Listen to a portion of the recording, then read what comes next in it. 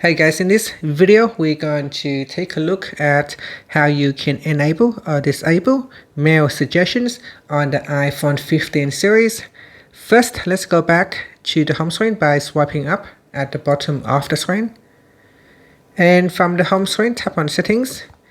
Now in the Settings page, we scroll down, then tap on Mail. Next, go down and tap on Siri and Search.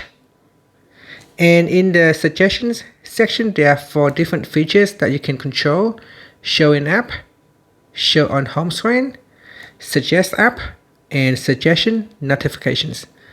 So here, allow suggestions and content for mail and shortcuts for the app to appear in the app, in search, in widgets, and as notifications. These suggestions and shortcuts are based on how you use the app. So in here, set the required settings. So change the required settings, and after that you can tap on the back key or swipe up to go back to the home screen. And that's it. Thank you for watching this video. Please like and subscribe to my channel for more videos.